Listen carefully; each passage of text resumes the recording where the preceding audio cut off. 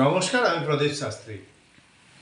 অর্থনৈতিক শ্রীবৃদ্ধির জন্য যেটা করবেন, বিশেষ করে সাংসারিকরা যাদের ইনকাম করছেন কিন্তু টাকা রাখতে পারছেন না, এবং ব্যবসাদার অজস্র কামাচ্ছেন কিন্তু রাখতে পারছেন না, ব্যাংক ব্যালেন্স জিরো হয়ে যাচ্ছে বা কমে যাচ্ছে, কি করবেন?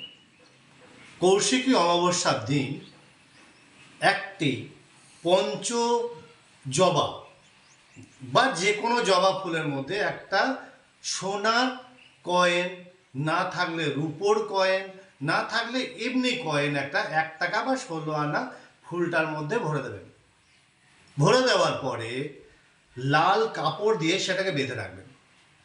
বেঁধে বাড়িতে মা তারা ছবির সামনে সেটাকে রেখে দেবেন।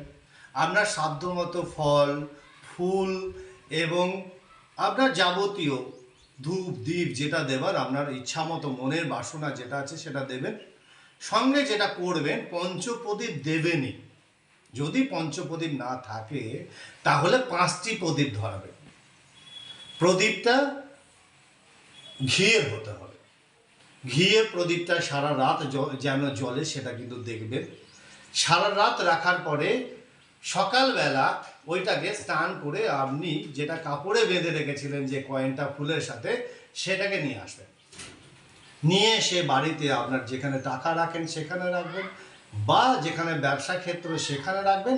আপনার জীবনে অর্থ নষ্ট হবে না, ইনকাম অনেক বেশি বেড়ে যাবে।